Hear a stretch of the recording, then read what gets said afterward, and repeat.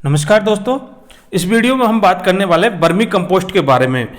Vermi compost एक खाद है जो कि केंचुओं के द्वारा तैयार की जाती है।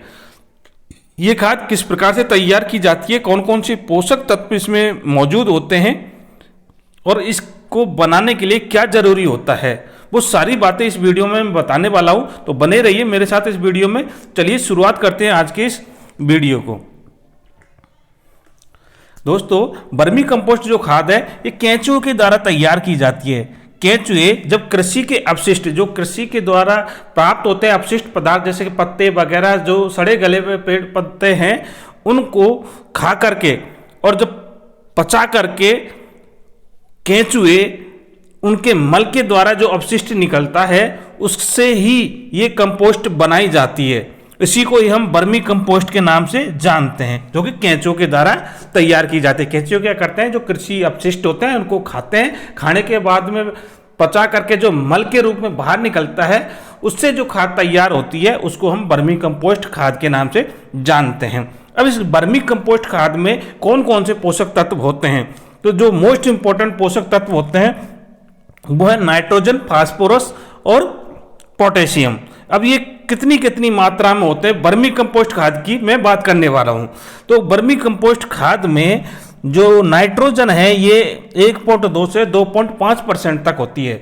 इसके अलावा जो फास्फोरस है पी, ये 1.6 से 1.8% तक होती है। और जो पोटेशियम है ये 1 से 1.5% तक इस वर्मी कंपोस्ट खाद में होती है।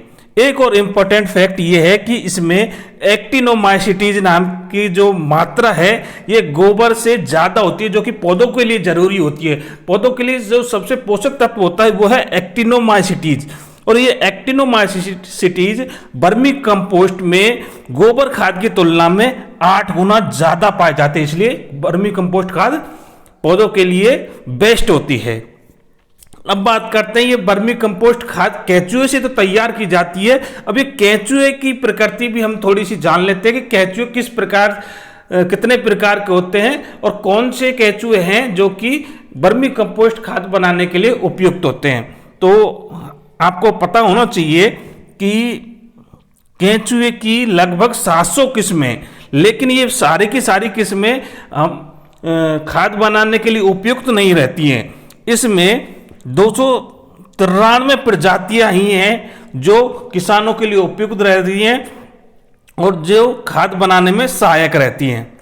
अब बात करते हैं इन केंचुओं को प्रकार के, जो कि कृषि में जनरली काम में लिए जाते हैं, जो लाभदायक होते हैं। वैसे तो बहुत सारे हैं, लेकिन जो 3 इंपॉर्टेंट है उसको मेन 3 प्रकार में बांटा गया है। एक तो है एपिजिक, दूसरा एंडोजिक और तीसरा डायोजिक। कौन कौन से? एपिजिक, एंडोजिक और डायोजिक। तीनों में बेसिकली डिफरेंस क्या है? जो एपिजिक प्रकार का केंचुआ है ये ऊपर ही रहता है। ऊपर मतलब क्या है, जो भी सड़े गले पदार्थ हैं इसकी जो ऊपरी लेयर है, 3 लेयर मान के चलो। एक लेयर 1 मीटर तक, दूसरी लेयर 2 से और 3 मीटर तक, और तीसरी लेयर जो 3 मीटर से गहरी है। ठीक है, अब ये मान के चलो कि जो एपिजिक प्रकार का केंचुआ है ये ऊपरली लेयर तक ही रहेगा, लगभग 1 मीटर तक रहेगा, और 1 मीटर में जो भी कृषि अपशिष्ट है उनको खाता रहेगा। दूसरा जो प्रकार का एंडोजिक, ये निचली लेयर पे है, यानी कि 3 मीटर से ज्यादा की लेयर पे ये केंचुए पाए जाते हैं। यानी कि अंदर, सबसे अंदर जो केंचुए होते हैं वो एंडोजिक प्रकार के केंचुए होते हैं। ये कृषि अपशिष्ट तो खाते हैं लेकिन कम खाते हैं, उससे ज्यादा ये मट्टी भी खा जाते हैं, क्योंकि ज्यादा गहराई पर तो हमें मट्टी ही प्राप्त होती है। और तीसरा जो इन दोनों के बीच में पाए जाते हैं उनको डायोजिक प्रकार के केंचुए कहा जाता है। अब देख लेते हैं एक एक के बारे में। एपिजिक, जो कि 1 मीटर की गहराई पर पाए जाते हैं, कृषि अपशिष्टों को अधिक खाते हैं, क्योंकि जो कृषि अपशिष्ट है वो ऊपरली लेयर पर ज्यादा पाए जाते हैं। और जो वर्मी कंपोस्ट है उनको बनाने के लिए इसी प्रकार के केंचुए की जरूरत होती है, क्योंकि वो ही वर्मी कंपोस्ट बेस्ट होता है जो कि कृषि अपशिष्ट को खाने के बाद जो अपशिष्ट निकलता है वो ही बेस्ट होता है वर्मी कंपोस्ट के लिए। बाकी मिट्टी से जो प्राप्त होता है, मिट्टी को खाने से तो कोई मतलब ही नहीं है, क्योंकि कृषि उत्पादों को खाने के बाद में जो पचाने के बाद में जो मल निकलेगा केंचुओं का, उससे जो खाद तैयार होगी वो ही बेस्ट होती है। दूसरा है अपना एंडोजिक प्रकार के, जो कि गहरी सुरंग, भूमि में गहरी सुरंग बनाते हैं, यानी 3 मीटर से अधिक गहराई पर ये पाए जाते हैं। और ये कृषि अपशिष्टों को तो कम खाते हैं, खाते तो हैं लेकिन कम खाते हैं, लेकिन उससे ज्यादा ये मिट्टी को खाते हैं। और ये जल निकासी के लिए उपयोग रहते हैं, क्योंकि गहराई में जाकर के ये क्या है, सुरंग बना लेते हैं, जिससे कि क्या जल आसानी से निकल जाता है। तो जल निकासी के लिए एंडोजिक प्रकार के केंचुए ठीक रहते हैं। तीसरा जो इन दोनों के बीच में यानी कि 1 से 3 मीटर की गहराई पे पाए जाते हैं, ये है डायोजिक प्रकार के केंचुए, जो कि दोनों प्रजातियों के बीच की श्रेणी में आते हैं। इसके अलावा जो राजस्थान में केंचुए पाए जाते हैं उसका नाम है आइसिनिया फोर्टिडिया, आइसिनिया फोइटिडा, आइसिनिया फोइटिडा। तो ये वो केंचुआ है जो कि खेती के लिए सबसे उपयुक्त है। राजस्थान में पाए जाने वाला केंचुए की एक प्रजाति है, जो कि जनरली 3 से 4 इंच की लंबा होता है और 0.5 से लेकर के 1 ग्राम तक इसका वजन होता है। और जनरली देखा है कि ये लाल रंग का होता है। इसकी क्या खास बात है कि ये 90% तक कार्बनिक पदार्थों को खा जाता है और 10% ये मिट्टी को खाता है। ध्यान में रखना, केंचुए है जो कृषि अपशिष्टों के साथ साथ मिट्टी को भी कई बार खा जाते हैं। जो बेस्ट केंचुए वो रहते हैं जो कि कार्बनिक पदार्थ यानी कि जो कृषि अपशिष्ट है उनको खाते हैं। अब बात करते हैं कुछ इंपॉर्टेंट बातें, यानी कि इनके प्रजनन से संबंधित। तो जो वर्मी कंपोस्ट की मात्रा बनती है वो केंचुओं के ऊपर डिपेंड करती है। केंचुए जितने ज्यादा होंगे, जितने वयस्क होंगे, उतने ही अच्छी क्वालिटी का वर्मी कंपोस्ट हमें प्राप्त होगा। अब जो केंचुए जनरली कब तक वयस्क हो जाते हैं? यदि केंचुओं को उचित तापमान या उचित नमी या खाद्य पदार्थ उचित मात्रा में मिल जाए तो एक केंचुआ 4 सप्ताह में वयस्क हो जाता है, यानी 4 सप्ताह में वो प्रजनन के योग्य हो जाता है केंचुआ, यदि उसको उचित तापमान, नमी या खाना पीना सही ढंग से मिल जाए तो। अब एक जो केंचुआ, जो वयस्क केंचुआ है, ये 1 सप्ताह में 2 से 3 कोकून देता है। कोकून क्या होता है? कोकून अंडों का एक संग्रह होता है और एक कोकून में 3 से 4 अंडे होते हैं। ये भी ध्यान में रखना। कितने कोकून देता है? 2 से 3 कोकून देता है और एक कोकून में कितने होते हैं? 3 से 4 अंडे होते हैं। तो लगभग एक बार में कितने अंडे दे रहा है? 3 दूनी 6, 7-8 अंडे के आसपास 1 सप्ताह में वो दे देता है। इस प्रकार हम यदि पूरा कैलकुलेशन करें तो 6 माह में लगभग 250 केंचुए पैदा कर सकता है एक केंचुआ। तो ये इसकी प्रजनन क्षमता है केंचुए की। अब बात करते हैं वर्मी कंपोस्ट किस प्रकार से तैयार किया जाता है। तो वर्मी कंपोस्ट तैयार करने के लिए जो नमी की मात्रा होनी चाहिए ये 30% होनी चाहिए और जो टेम्परेचर होना चाहिए 25 से 30 डिग्री सेल्सियस इसका टेम्परेचर होना चाहिए। और ये उपयुक्त रहता है केंचुए के प्रजनन के लिए और खाद्य निर्माण के लिए। अब बात करते हैं कि ये तैयार कहाँ किया जाएगा, कैसे किया जाएगा। तो इसके लिए हम क्या क्यारियां बनाते हैं और उन क्यारियों की लंबाई लगभग 40 से 50 फीट तो लंबी होनी चाहिए और 3 से 4 फीट चौड़ाई होनी चाहिए।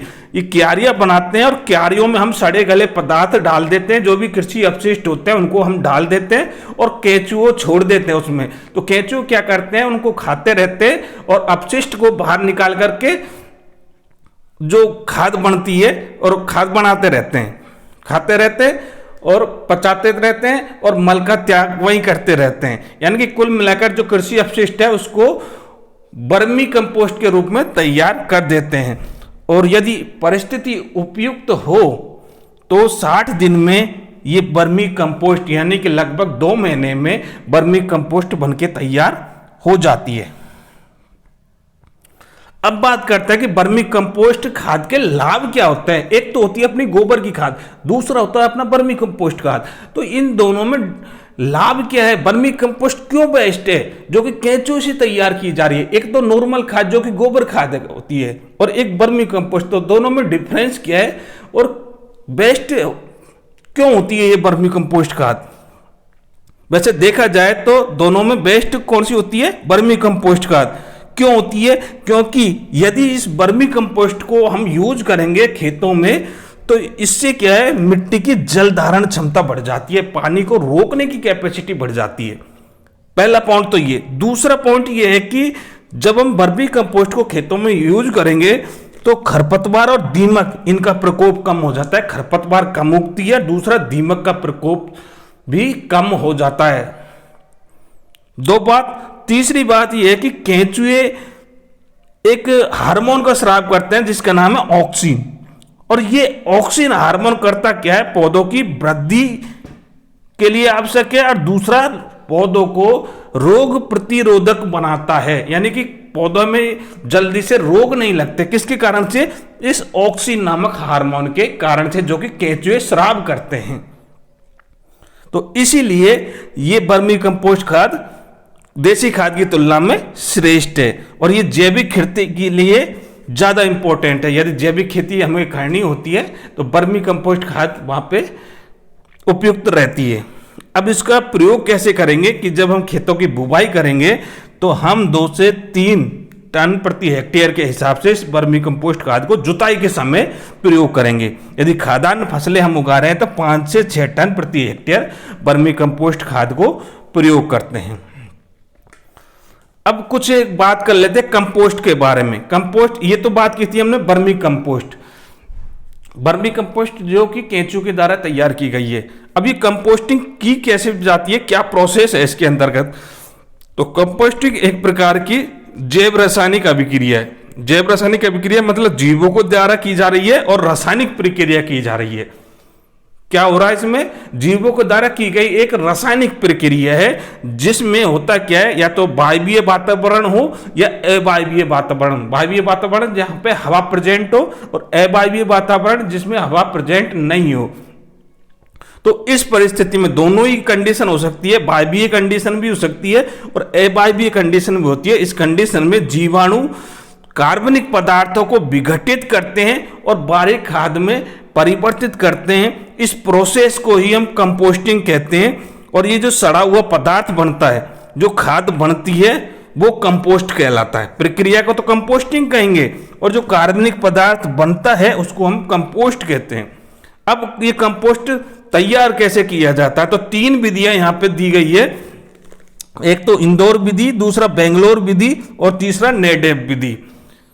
जो शुरू की 2 विधियां इंदौर और बेंगलोर, कि पहली विधि इंदौर विधि जो कि इंदौर में तैयार की गई है, दूसरी विधि बेंगलोर विधि जो बेंगलोर में तैयार की गई है, और तीसरी विधि नेडेप जो कि एक किसान नेडेप के द्वारा विकसित की गई है। यानी कि नेडेप विधि तो किसान के नाम पे रखी गई है, जबकि ये दोनों विधियां विकसित कहां हुई है उसके अकॉर्डिंग इसका नाम रखा गया है। तो चलिए बात करते हैं इंदौर विधि के बारे में। तो ये जो विधि है ये इंदौर में तैयार की गई है, और इंदौर में कहां, इंस्टीट्यूट ऑफ प्लांट न्यूट्रिशन, कहां पे, institute of plant nutrition Indore में ये तैयार की गई है। और इसको विकसित करने वाले हैं ए होवर्ड और यशवंत डी वार्ड। ये 2 आदमी हैं जिनके द्वारा ये विकसित की गई है। 1924 से 1931 के मध्य ये विकसित की गई है। दूसरी विधि आती है बेंगलोर विधि, जो कि बेंगलोर में तैयार की है। और बेंगलोर में कहां तैयार की है, इंडियन इंस्टीट्यूट ऑफ साइंस में। कहां पे, इंडियन इंस्टीट्यूट ऑफ साइंस, यहां पे ये तैयार की गई है। और विकास मतलब डेवलप किसने की है, CN आचार्य ने, जो कि इंडियन इंस्टीट्यूट ऑफ साइंस इनके व्याख्याता रहे हैं। और ये कैसी विधि है, अवायवीय, मतलब यहां पे वायु प्रेजेंट नहीं रहती है, वायु की अनुपस्थिति में ये प्रक्रिया की जाती है। इसको हम शहरी विधि के नाम से भी जानते हैं। तीसरी जो विधि है नेडेप विधि, जो कि महाराष्ट्र के किसान थे नाडेप काका के द्वारा ये विधि विकसित की गई है। एक किसान के द्वारा ये विकसित की गई है जो कि महाराष्ट्र का है।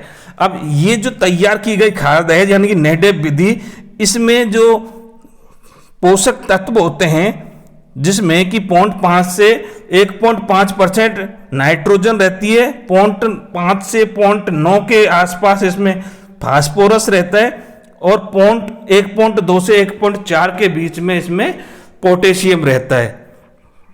जो नेडवेब विधि द्वारा तैयार की गई कंपोस्ट है। अब इसको प्रयोग कैसे करेंगे? तो प्रयोग करने के लिए दो तरीके हैं। यदि सामान्य फसलों के लिए इसको प्रयोग कर रहे हैं तो 10 से 15 प्रति हेक्टेयर के हिसाब से इसको यूज करेंगे, और यदि सब्जियों के लिए इसको यूज कर रहे हैं तो 20 से 25 टन प्रति हेक्टेयर कंपोस्ट की मात्रा प्रयुक्त करनी चाहिए। मतलब फसल है तो मापे में मात्रा थोड़ी कम होनी चाहिए, 10 से 15 टन प्रति हेक्टेयर यूज करना चाहिए, जबकि सब्जियों के लिए थोड़ी सी ज़्यादा चाहिए होती है, क्योंकि 20 से 25 टन प्रति हेक्टेयर कंपोस्ट की ज़रूरत होती है। और ये कंपोस्ट की मात्रा यूज कब करेंगे? बुवाई करने से 3-4 सप्ताह पहले खेत में डाल करके, और तब जा करके उसको हल चला करके भली भांति मिला देते हैं। यानी कि जब खेत की जुताई करते हैं उससे पहले डाल दिया और उसके बाद जुताई करते हैं, जिससे कि क्या है, मिट्टी में ये आसानी से मिल जाए। अब बात करते हैं गोबर खाद की। ये तो बात करी थी वर्मी कंपोस्ट की, कि वर्मी कंपोस्ट कैसे बनता है, और ये पूरा प्रोसीजर क्या था, कंपोस्टिंग के अंदर करता था। अब बात करते हैं गोबर खाद कैसे, तो दोनों ही बात मैंने बता दी थी। तो अब बात करते हैं गोबर खाद के बारे में। तो गोबर आपको पता होता है कहाँ से प्राप्त होता है? घरेलू पशु, जैसे कि अपने गाय, भैंस, बैल, भेड़, बकरी, जो भी पालतू पशु होते हैं, इनसे प्राप्त होता है। इनका ठोस हो सकता है या द्रव के रूप में हम उनका मूत्र, या फिर उनके नीचे जो बिछाते हैं, जैसे कि भूसा वगैरह, चारा वगैरह, पेड़ पौधे की पत्तियां, रेत वगैरह, ये हम उनके नीचे बिछाते हैं। इन सबको मिला करके देखो क्या क्या चीज मिलाएंगे। एक तो ठोस पदार्थ जो कि मल के रूप में प्राप्त होता है, एक द्रव पदार्थ जो कि मूत्र के रूप में प्राप्त होता है, तीसरा बिछावन जो कि भूसा, चारा वगैरह जो उस पशु के नीचे बिछाते हैं, जिस पर मूत्र आकर के पड़ता है, मल आकर के पड़ता है। यानी कि मल और मूत्र से सनु हुए भूसा है, चारा है, पेड़ पौधों की पत्ती है, इनको मिला करके और एक गड्ढे में डाल देते हैं, और बाद में वो सड़ करके जो तैयार होता है उसको कहते हैं गोबर खाद। अब गोबर खाद में मुख्य रूप से 3 घटक हैं। कौन कौन से? एक तो गोबर है, दूसरा मूत्र है, और तीसरा बिछावन, यानी कि जो पशुओं के नीचे बिछाया गया है, जिसके ऊपर पशु बैठते हैं। अब बात करते हैं एक एक की। पहले बात करते हैं गोबर की। तो गोबर में कौन कौन से तत्व होते हैं? तो गोबर में यही नाइट्रोजन, फास्फोरस और पोटेशियम, इनकी मात्रा आपको ध्यान में रखनी है कि गोबर में 0.5% नाइट्रोजन, 0.25% फास्फोरस और 0.5% पोटेशियम होता है। अब बात करते हैं मूत्र की। तो मूत्र में सबसे ज्यादा जो अवयव होता है वो है यूरिया। यूरिया सबसे ज्यादा होता है, ये 2% तक रहता है। इसके अलावा यूरिया तो पाया ही जाएगा, इसके अलावा इसमें नाइट्रोजन, फास्फोरस और पोटेशियम भी होते हैं, जिसमें नाइट्रोजन है 0.4 से 1.35%, फास्फोरस 0.05 से लेकर के 0.1% तक, और पोटेशियम 0.5 से 2.5% तक इसमें पोटेशियम पाया जाता है मूत्र में। अब तीसरी है बिछावन जो कि पशुओं के नीचे बिछाते हैं, जिनसे मूत्र अवशोषित होता है, क्योंकि जो पशु हैं मूत्र वगैरह करेंगे तो उनके नीचे जो बिछा हुआ बिछावन है, जैसे कि भूसी हुई, पेड़ पौधे के पत्ते हुए, जो भी पदार्थ उसके नीचे बिछाया गया है वो क्या करेगा, इस मूत्र को अवशोषित कर लेगा। तो ये जो तीनों तत्व हैं इनको इकट्ठा करके एक गड्ढे में डाल देते हैं, और तब जा करके ये खाद प्राप्त होती है। अब इस गोबर की खाद में कौन कौन से पोषक तत्व होते हैं? तो अभी जो मैंने बात की तो 3 तत्व तो हैं ही हैं, नाइट्रोजन, फास्फोरस और पोटेशियम। लेकिन जब इसका किण्वन होगा या इसको सड़न होगा तो इसमें और भी पदार्थ बन जाते हैं, जैसे कि मूल रूप से तो इसमें नाइट्रोजन, फास्फोरस और पोटेशियम तो है ही है। इसके अलावा इसमें कैल्शियम, मैग्नीशियम, गंधक भी पाया जाएगा, लोहा भी पाया जाएगा, तांबा, जस्ता, मैग्नीज, ये सारे तत्व इसमें विद्यमान होते हैं। अब बात करते हैं कि गोबर की खाद तैयार कैसे की जाती है। इसमें सिर्फ हमको विधियां ही पढ़नी है, बाकी इतना नाम याद रखने हैं, इतना कोई इंपॉर्टेंट नहीं है, सब जानते हैं कैसे बनाते हैं कि गड्ढे में डाल दिया बस। अब गड्ढे बनाने की जो विधि है ये 3 प्रकार की हैं, या तो वर्तमान प्रचलित विधि, दूसरा संशोधित गड्ढा विधि और तीसरा ट्रेंच विधि। ये क्या गड्ढे खोदने की ही विधियां हैं, बाकी प्रोसीजर तो मैंने बता दिया कि जो 3 पदार्थ होते हैं जिसमें गोबर, मूत्र और बिछावन, इन तीनों को मिला करके गड्ढे में डाल देते हैं। अब गड्ढे किस प्रकार से खोदेंगे, ये 3 प्रकार हैं जिसके अंदर हम इन तीनों पदार्थों को डालते हैं कि गोबर, मूत्र और बिछावन। तो तीनों विधियों का सिर्फ नाम ध्यान में रखना है, एक तो प्रचलित विधि, दूसरी संशोधित गड्ढा विधि और तीसरी है ट्रेंच विधि। अब बात करते हैं इसके प्रयोग करने की विधि, इसको प्रयोग कैसे करेंगे। तो जैसे कंपोस्ट को हमने प्रयोग किया था वैसे इसको प्रयोग करेंगे। यदि फसलों के लिए यूज करना है तो 10 से 15 टन प्रति हेक्टेयर यूज करेंगे, और यदि सब्जियों के लिए यूज करना है तो 20 से 25 टन प्रति हेक्टेयर खाद प्रयुक्त करते हैं। तो ये थी आज के वीडियो में मैंने वर्मी कंपोस्ट, कंपोस्टिंग और गोबर खाद, ये तीनों को बनाने की प्रक्रिया और इनके संबंधित संपूर्ण जानकारी मैंने आपको बता दी गई है। तो उम्मीद करता हूं कि ये वीडियो आपको पसंद आया होगा। तो मिलते हैं नेक्स्ट वीडियो में, तब तक के लिए धन्यवाद।